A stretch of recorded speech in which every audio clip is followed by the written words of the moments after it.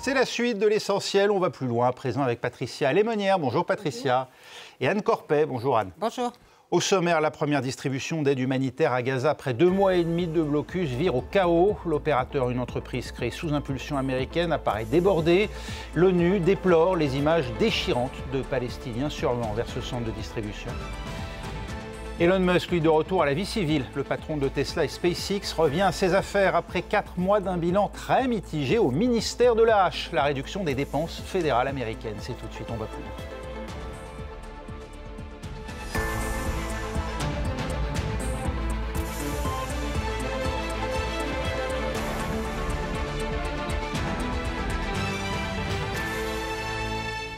C'était malheureusement à prévoir. Après 2 mois et demi de blocus, le peu d'aide alimentaire qui parvient à rentrer dans Gaza, littéralement pris d'assaut. C'était cet après-midi.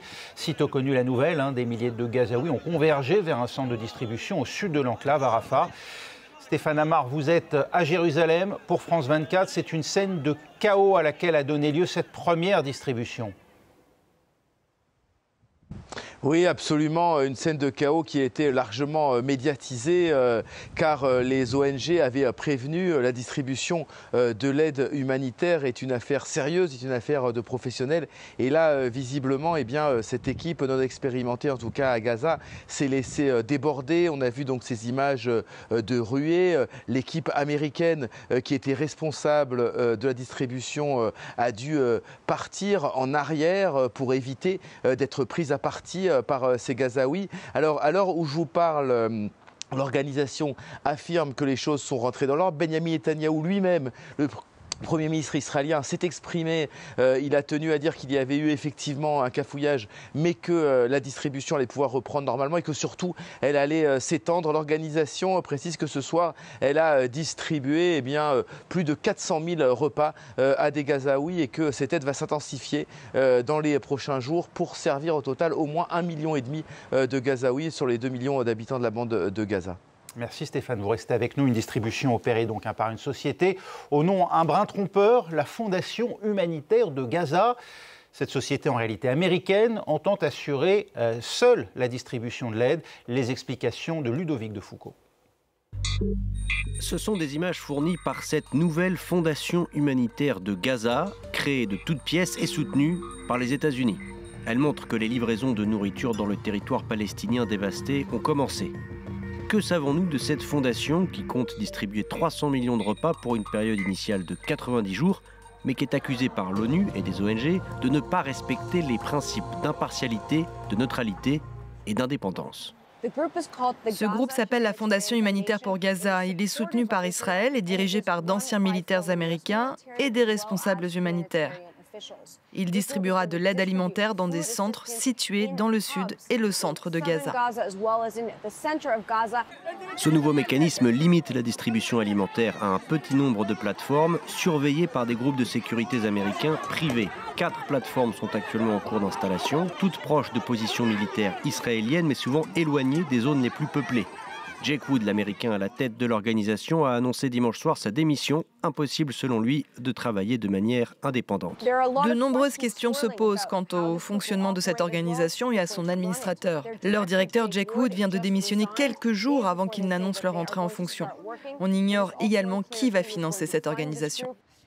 Financement opaque, légalité douteuse, un brouillard enveloppe cette opération humanitaire exigée par Israël qui cherche un moyen d'éviter que l'aide ne soit détournée par le Hamas. Les Nations Unies et les organisations humanitaires nient tout détournement important et rejettent donc ce nouveau mécanisme qui permettrait selon elles à Israël d'utiliser la nourriture comme une arme. Et oui, parce que parmi les critiques envers ce mécanisme, tout Palestinien doit se soumettre à des contrôles de reconnaissance faciale pour pouvoir accéder à l'aide. L'objectif annoncé par Israël étant d'écarter toute personne liée de près ou de loin au Hamas. C'est une politisation de l'aide, comme le déplore l'ONU. Patricia ? Je crois que cette politisation a commencé avec l'embargo, avec la fermeture de Gaza et même depuis finalement l'existence de Gaza en temps fermé après le blocus et les élections de 2006-2007. Toute l'aide alimentaire et ce qui rentre et ce qui sort de Gaza est politique et politisé. Donc là, effectivement, c'est de la nourriture qui va être acheminée. On voit bien à quel point les Gazaouis sont sous-alimentés et en ont besoin avec le rush qui s'est produit. Les organisations humanitaires, effectivement, s'y opposent parce que ça va être assujetti à terme avec des contrôles, peut-être très stricts, qui permettront encore d'accentuer le contrôle de la population. Ce que les organisations humanitaires disent, c'est que Israël n'a jamais fourni de preuves tangibles qu'il y avait un détournement massif de l'aide. Le détournement pour les organisations humanitaires est à la marge et s'opère essentiellement sur l'essence et les choses comme ça. Pour l'instant, l'aide qui arrive, ce ne sont ni les médicaments dont ils ont terriblement besoin, ni de l'eau ou des moyens pour permettre la purification de l'eau, et ni même de l'essence. Donc ce ne sont que des produits alimentaires. Anne, Israël a raison ou tort d'accuser le Hamas d'avoir jusque-là capté l'aide humanitaire pour la monnayer ensuite, pour monnayer son soutien ou pour tenter de recruter en fait de nouveaux combattants? Moi, je ne suis pas sur place, mais les ONG qui sont sur place ne disent pas avoir constaté de tels pillages. Et de toute façon, si pillage il y a, ils sont surtout dus au manque d'alimentation, au manque de médicaments, au manque d'eau, au manque de tout dans la bande de Gaza. Il est évident que si l'aide... Avant la guerre, c'était 500 camions par jour. Et les Gazaouites pouvaient cultiver leurs champs. Il y avait des usines de désalinisation de l'eau de mer qui fonctionnaient. Donc, ils pouvaient pêcher également. Alors, dans une zone maritime restreinte, mais tout de même. Donc, il y avait en plus 500 camions d'aide. Il y avait un semblant d'économie locale, c'est ce que vous dites. Oui. Il y avait des moyens de subsister avec ces 500 camions d'aide quotidiens. Oui. Aujourd'hui, les habitants ne peuvent évidemment plus cultiver. Ils sont soumis à des déplacements contraints constants. Ils n'ont plus d'eau potable. Évidemment, dès qu'arrive de l'aide, elle attire des foules de gens affamés. Et oui, il y a du désordre. Mais ce désordre, il n'est pas causé par le Hamas. Il est causé par l'insuffisance de cette aide humanitaire à l'origine. Il y a 2 jours, il y avait le porte-parole de MSF qui était sur l'antenne de RFI qui disait que les camions d'aide médicale qui étaient acheminés par MSF vers les hôpitaux de Gaza avaient été au contraire protégés par des combattants du Hamas pour éviter les pillages et pour que ces médicaments arrivent aux hôpitaux. Mais ça, c'était avant. Il n'y a plus, effectivement, de médicaments qui arrivent dans la bande de Gaza, qui continuent par ailleurs d'être bombardés. Oui, parce qu'il y a aussi des groupes armés qui opèrent, qui sont des groupes crapuleux, en fait, qui cherchent à capter l'aide. Il y a toujours eu des groupes crapuleux. Vous savez, les groupes crapuleux à Gaza ont toujours existé. Ils faisaient les sales besognes du Hamas, en quelque sorte. Mais là, effectivement, dans une période chaotique, comme nous l'avons connu même pendant la guerre, enfin, on ne les a pas connus, mais on l'a appris après la guerre, il y avait beaucoup de mafias qui se sont faites en France et qui ont fait des trafics de nourriture, etc. C'est classique, j'ai envie de dire, malheureusement, avec la guerre, si ce n'est que là, c'est dramatiquement amplifié parce que les gens sont dans des états de malnutrition, les enfants sont dans un état de malnutrition avancée. Et puis surtout, moi j'insiste, hormis la faim qui est dramatique, c'est les médicaments qui commencent à manquer. Et avec les bombardements qui sont massifs, une fois que vous êtes mort, mais le plus grave, ce sont les blessés. Oui, j'ai envie de dire, même si la mort est dramatique pour les familles, ce sont les dizaines et les dizaines de milliers de blessés qui existent. Et là, il n'y a plus rien, il y a très peu de choses pour les soigner. Il faut savoir que 50% des hôpitaux de Gaza, qui étaient quand même des vrais hôpitaux qui fonctionnaient bien, sont à ce jour totalement hors de fonctionnement et sont détruits. Il existe encore des centres de santé efficaces, dont Médecins du Monde et d'autres, mais MSF et d'autres, mais c'est loin d'être suffisant. Bien sûr, plus les épidémies. Plus les épidémies, plus tout ça. Le fait que le directeur de cette fondation, Djekoud, ait démissionné, ne voulant pas apparemment déroger au principe de neutralité et d'indépendance, ça porte un coup fatal au projet? Évidemment, oui. Il a dit qu'il était impossible de faire son travail en suivant les principes humanitaires de neutralité et d'indépendance. Un homme pourtant là avec la bienveillance américaine. Donc et il y a eu une enquête du journal israélien The Haaretz à propos de cette fondation, qui est récente. Elle a été enregistrée à Genève en février dernier. Elle n'a donc aucune expérience. Gaza, c'est quand même un terrain très compliqué. Et selon le journal Haaretz, le recrutement de cette fondation a été fait sans appel d'offres, sans respect des procédures appropriées. Et le journal cite des responsables du ministère de la Défense qui ont été stupéfiés d'apprendre que cette fondation a reçu l'équivalent de près de 800 000 $ pour faire une simple présentation de son projet avant même qu'elle soit sélectionnée. Encore plus troublant, le Shin Bet n'a pas vérifié les antécédents des personnes employées. Or, normalement, le Shin Bet est très pointilleux sur toute personne qui entre, évidemment, à Gaza. Alors, il y a beaucoup de questions qui se multiplient à ce sujet, et il y a des questions notamment sur d'éventuels conflits d'intérêts. Stéphane Amar, cette fondation, c'est la première étape dans l'application du plan Trump. Jusqu'où entendent aller Israéliens et Américains ? Oui, en tout cas, cela en a tout l'air parce que ce qu'a annoncé Donald Trump, c'est une forme de cogestion de la bande de Gaza entre Israël et les États-Unis et sans doute un troisième acteur, les Émirats arabes unis. Nous avons diffusé sur France 24 un reportage extrêmement intéressant sur l'implication des Émirats arabes unis dans la bande de Gaza qui ont massivement investi depuis le 7 octobre. Alors dans l'humanitaire, mais pas seulement, précisément dans la construction, par exemple, de nouvelles usines de dessalement pour fournir de l'eau à Gaza. Et ce qui semble se dessiner à travers cette nouvelle organisation, c'est une mise à l'écart des institutions internationales, de l'ONU, de l'UNRWA, bien sûr, qui est dans la ligne de mire d'Israël, l'organisme de l'ONU chargé des réfugiés palestiniens. Et à la place, eh bien, petit à petit, ça commence par l'aide humanitaire, mais sans doute n'est-ce qu'une première étape. Il y aura petit à petit, c'est ce que veulent en tout cas les Israéliens et les Américains, une gestion de la bande de Gaza et également certainement un découpage de la bande de Gaza en plusieurs territoires autonomes afin d'éviter toute reconstitution d'une administration indépendante comme ça a été le cas avec le Hamas entre 2006 et le 7 octobre. Merci Stéphane Amar en direct de Jérusalem. Patricia Lémonière, le signe que là on voyait peut-être des tensions, de la friture entre Israéliens et Américains. Pour l'instant, il y a l'idée peut-être de cheminer vers la même direction avec cette fondation autoproclamée. En tout cas, il y a une chose qui est claire, c'est que Donald Trump veut faire taire toutes les critiques vis-à-vis de l'utilisation de la faim comme arme de guerre. Oui. Donc, la création de cette ONG a totalement son accord, et même plus, j'ai envie de dire, parce que ça va dans le sens de sa politique. Tout ça se passe sur fond d'un échec de pourparlers qui était en cours. Vous savez, il y avait des pourparlers, effectivement, entre le Hamas, via des intermédiaires, les Américains et Israël.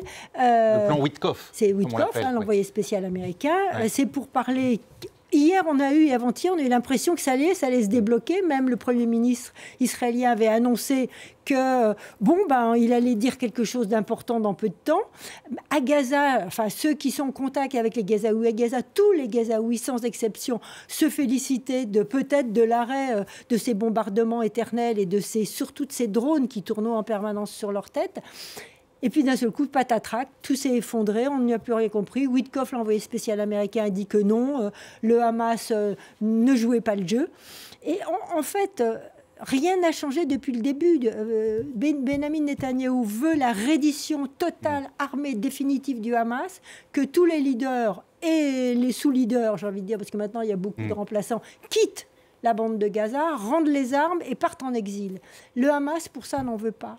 Donc on se demande quand le cessez-le-feu va bien pouvoir arriver, parce que ces distributions alimentaires, comment vont-elles pouvoir se faire raisonnablement s'il y a des bombardements? Est-ce qu'on va arrêter de bombarder les zones où il y aura des distributions? Probablement, et même c'est certain. Mais comment les gens vont venir si juste avant c'est bombardé? Enfin, vous vous rendez bien compte que c'est très hypothétique tout ça. Ça fait effectivement de belles images, comme dirait Donald Trump. Ouais, de belles images de chaos, mais ça ne résout pas le problème. Ouais, qui d'ailleurs ont suscité une vive réaction de l'ONU, qui se dit évidemment désolé face à ces images qui témoignent d'après le degré de détresse des Palestiniens. Anne Corpet, ce projet de cessez-le-feu américain qui prévoit donc la libération de 10 otages, qui s'étale sur 70 jours, mais qui prévoit la libération de 10 otages américains en 2 phases sur les 20 que détiennent, des 10 otages israéliens, sur les 20 que détiennent actuellement les mouvements palestiniens à Gaza.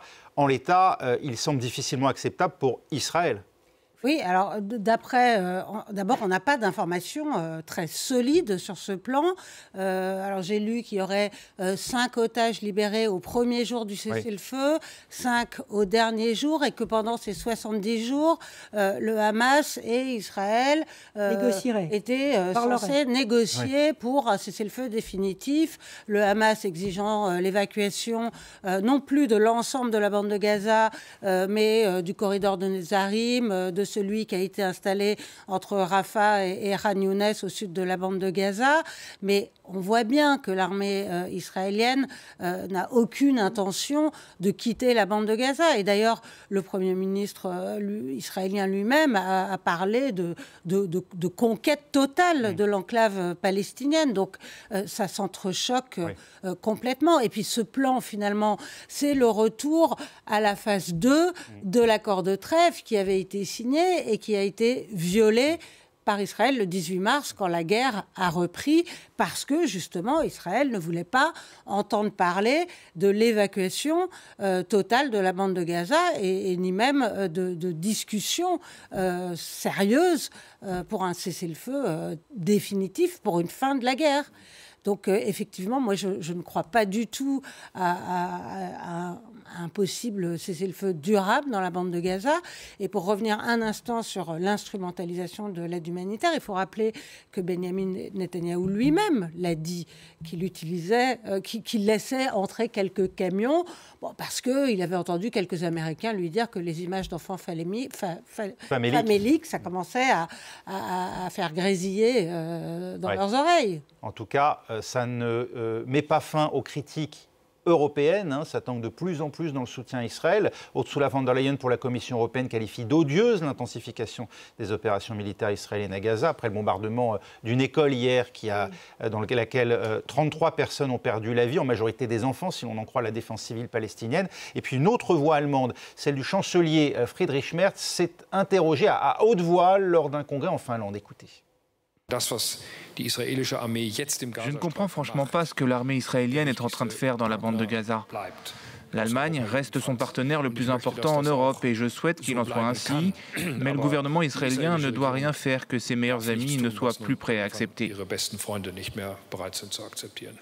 C'est inédit que l'Allemagne critique en ces termes Israël. Patricia Lémonière, c'est dire le fossé qui est en train de se creuser actuellement. C'est très sévère et je pense que même les Pays-Bas et le Danemark, je veux dire, sont allés très très loin dans leur critique et je pense qu'effectivement Israël qui a tendance à renvoyer la balle très sévèrement vis-à-vis de la France ou vis-à-vis du Royaume-Uni, là quand même prête particulièrement attention à l'Allemagne, parce que l'Allemagne a bien dit qu'elle n'arrêterait pas ses livraisons d'armes, elle était très très claire là-dessus, mais ça commence à devenir difficile pour eux de maintenir cette politique au regard de la renégociation qui pourrait se faire, vous savez, sur cet accord de libre-échange, on va l'appeler comme ça, c'est plus simple pour comprendre pour nos téléspectateurs, cet accord de libre-échange économique qu'il y a entre Israël et l'Europe.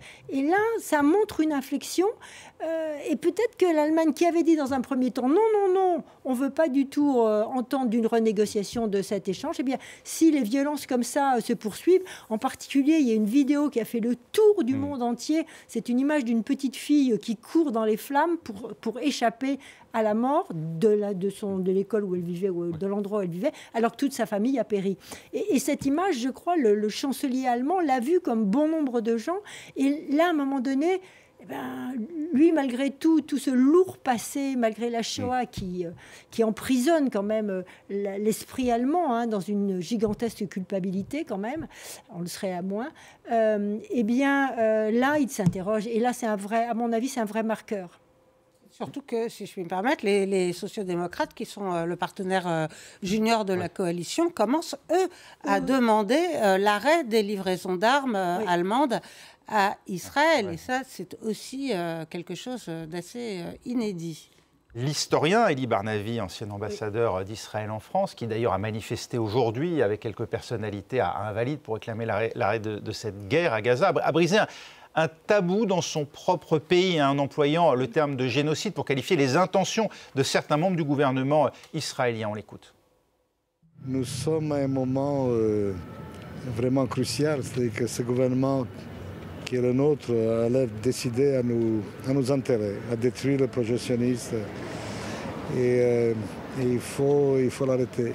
Et toutes les bonnes volontés sont utiles.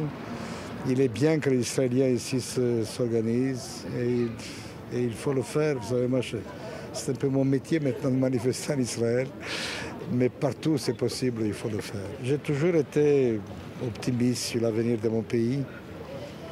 Je le suis moi maintenant. Je me dis que si on n'arrête pas cette folie, on risque de nous perdre. Alors je ne pense pas qu'Israël va disparaître, ce n'est pas de ça qu'il s'agit. Mais il aura un visage tel que des gens comme moi ne pourront plus y vivre. Elie Barnavi qui répondait au micro de Cyril Payen dans cette manifestation. Anne Corpet, qualifiée d'intention génocidaire, alors ça il l'a fait il y a déjà 2 jours, celle de membres du gouvernement israélien. Ce faisant, il libère la parole occidentale sur ce terme de génocide. On a entendu Martine Aubry employer ce terme pour la première fois, la maire de Lille, ancienne ministre, maire de Lille. Olivier Faure, le premier secrétaire du PS, l'a employé lundi pour la première fois. Autrefois, enfin jusqu'alors, il n'y avait que LFI qui employait ce mot génocide. Et il y a cette tribune aujourd'hui aussi parue dans Libération de 300 écrivains francophones. Notamment Leila Slimani, entre autres. Et dont 2 prix Nobel, qui dénoncent un génocide. Et c'est vrai qu'il y a des déclarations de certains membres d'extrême droite du gouvernement israélien Annie Ernaux, qui montrent qu'il y a une volonté d'anéantir le peuple palestinien. Alors, est-ce que c'est la volonté du gouvernement? Moi, je ne laisserai pas, comme Emmanuel Macron, les historiens trancher, mais plutôt les juristes. Mais enfin, en tout cas, il y a un plan clair qui est d'obtenir le départ de ces Palestiniens de la bande de Gaza. Israël parle de exil volontaire. Bon, est-ce qu'on est vraiment volontaire quand c'est partir ou rester dans des ruines sous les bombes sans avoir de quoi ni manger, ni boire, ni se soigner? Le fait que, voilà, Jean-Marie Leclésio, vous l'avez dit, Annie Ernaux, Leila Slimani, 300 intellectuels, et puis il y a cette voix d'Elie Barnavi, grande voix israélienne. Oui, alors Elie Barnavi n'est pas le seul israélien à porter cette voix. Il y en a d'autres. Yoav Gallant a eu des mots très difficiles, très durs. Il a parlé d'État paria. Mais ce qui est intéressant dans les paroles d'Elie Barnavi, c'est qu'il dit les intentions génocidaires de certains membres du gouvernement. Il fait très attention parce que juridiquement, de ne pas faire l'amalgame. Il ne met pas Israël dans une intention génocidaire. Et je pense que c'est... Oui, parce qu'il faut le dire, pour qu'il y ait génocide, au sens du droit international, il faut qu'il y ait intention. Voilà. Donc lui, c'est pour ça qu'il place intention génocidaire et après il y a jugement, il y a enquête, etc. Donc c'est tout un processus. Lui, il se passe dans un processus juridique. Il fait très attention surtout de pointer du doigt certaines personnes. Il ne les cite pas tous d'ailleurs. On ne sait pas si le Premier ministre est inclus dedans ses propos. Mais je crois qu'effectivement, dans la période dans laquelle on vit aujourd'hui, il faut faire excessivement attention de ne pas augmenter les tensions. Il faut pointer du doigt, effectivement, les responsables, ceux qui appellent à lâcher des bombes nucléaires sur Gaza. Quand même, il y a eu des ministres qui ont porté ces mots-là. Donc là, on est bien dans une intention génocidaire, pour le coup. Donc, je crois qu'il faut faire très, très attention de pointer du doigt, de reprendre factuellement les propos qui ont été dits, afin d'éviter des amalgames porteurs d'une autre forme de violence. On va passer à un tout autre sujet dans les quelques minutes qui nous restent. C'est prévu dans les prochaines heures. Le principal acteur privé de l'industrie spatiale, SpaceX, lance sa méga-fusée Starship, conçue pour à terme partir à la conquête de Mars. 9e vol test. On était resté sur 2 explosions spectaculaires au-dessus des Caraïbes. Mais le premier étage était revenu sur son pas de tir. Son illustre PDG Elon Musk réussira-t-il lui aussi à retomber sur ses pieds? C'est toute la question au moment où l'homme le plus riche du monde quitte ses fonctions à la tête du département de l'efficacité gouvernementale. Donald Trump l'y avait propulsé en janvier pour réduire drastiquement les dépenses de l'administration fédérale. Lui qui s'était fixé pour objectif 2000 milliards d'économies pour le contribuable américain, il avait finalement dû en rabattre à peine 150 milliards dans les estimations les plus optimistes. Alors échec Anne Corpet? Oui, en tout cas, 2000 milliards, dès le départ, ça paraissait impossible. Ça correspond à près d'un tiers du budget fédéral. Il avait très rapidement réduit de moitié son objectif. Et sur les 150 milliards, on n'est pas certain qu'il en arrive là, puisque il y a énormément de procédures judiciaires qui ont été intentées par les milliers de fonctionnaires, d'employés fédéraux qui ont été licenciés sans aucun respect des procédures. D'ailleurs, bon nombre d'entre eux ont été réembauchés et toutes ces procédures judiciaires vont coûter cher à l'État fédéral. Donc sur le plan financier, c'est un échec. Il n'a pas réussi à s'attaquer à la sécurité sociale, à la défense, aux retraites. Ça, pour des raisons politiques évidentes, Donald Trump s'y est opposé. Mais il a quand même infligé des dommages gravissimes. Avec par exemple la suspension de USAID qui venait en aide à 120 pays dans le monde, avec une aide médicale, alimentaire, une aide à des pays en guerre alliés des États-Unis comme l'Ukraine. Bon, il va y avoir des conséquences. Des conséquences qui durent, le budget de la justice qui a été réduit et j'en passe. La hache à la Javier Milei, ça ne marche pas même aux États-Unis, Patricia Lemonnier? Oui, ça ne marche pas aux États-Unis. Puis il voulait quand même des sacrés coups. D'abord, X tombe en panne sans arrêt. Donc son réseau social qui le sert, voilà, qui se met à plus marcher. Donc c'est la débâcle quand même. Et puis surtout les voitures. Les Tesla ne se vendent plus du tout, du tout. 56% de chute des immatriculations en Europe.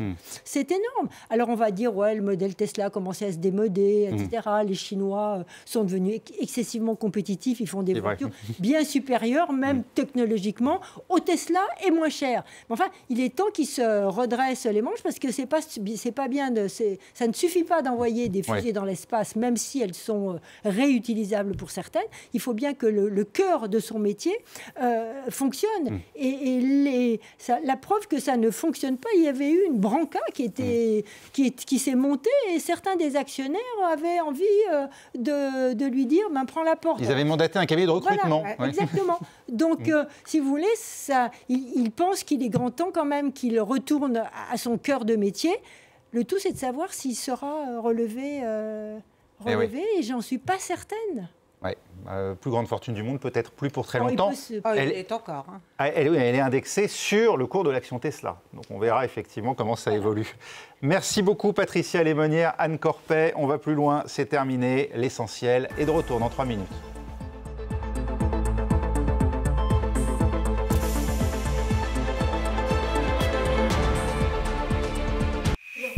Ils observent, alertent, ils témoignent, filment, photographient. Ils sont la voix des sans-voix. Ils sont vos yeux aux 4 coins du monde.